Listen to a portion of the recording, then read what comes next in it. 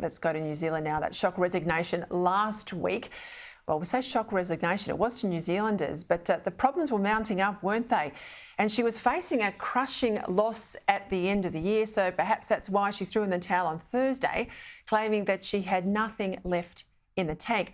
Now, since then, the reaction to her resignation has dominated headlines internationally, where she's viewed as a bit of a saint-like figure, but not so here in Australia. We've watched her for some time, haven't we?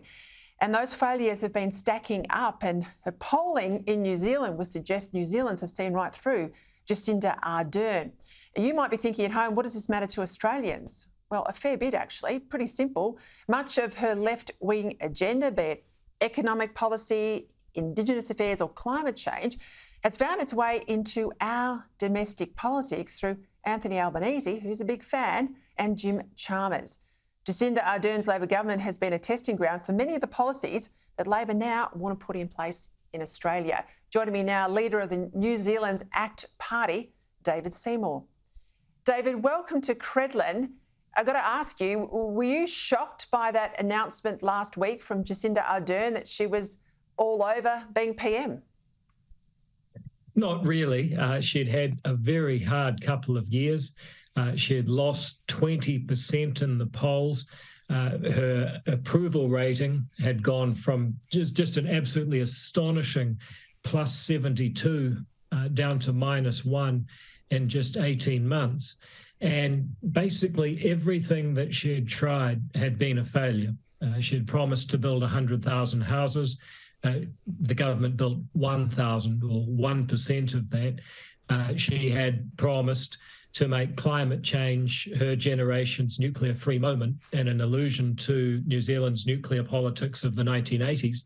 And yet emissions out of New Zealand have basically flatlined under her government, having fallen quite dramatically in the years prior.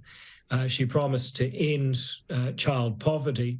Under her government, we now have another 30,000 children living in a benefit-led household. Now, I know you're short on time. I could go through this for a long time. But fundamentally, she was brilliant at marketing. She had very high ideals, and she was mugged by reality. So I mentioned before she has huge popularity overseas. There's speculation she'll end up with a UN sort of international role. But clearly New Zealanders, if you look at the drop in those polls and the economic woes, they'd woken up to her. Yeah, well, that's right. And if you look at the amount of lawlessness that's occurred, for example, I see you've had some challenges over there. We have businesses that operate in New Zealand and Australia. I've spoken to some of those business owners, and they're saying we're just not having the problems with robberies and what we call ram raids, where someone drives a car into a business and steals stuff from inside, having broken the door. We're not having those problems in our Australian stores. We are having them in our New Zealand stores. So it's not a crime problem, it's a lawlessness problem that has made people very uneasy. Like many countries, we've had an enormous challenge with inflation.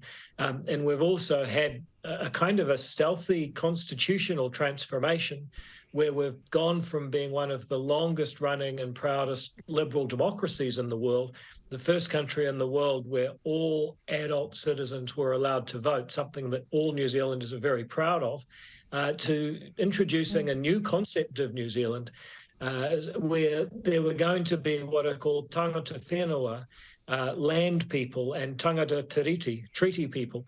And when a healthcare system or even the management of something as mundane as municipal infrastructure is set up, there have to be some seats reserved for people of Indigenous background and some seats for people who are not. Now, I myself happen to be both, and I find it highly offensive, as do many, if not most, New Zealanders, including many New Zealanders who are Māori, who actually want to be citizens of the world, not given some sort of strange status based on events that happened 180 years ago.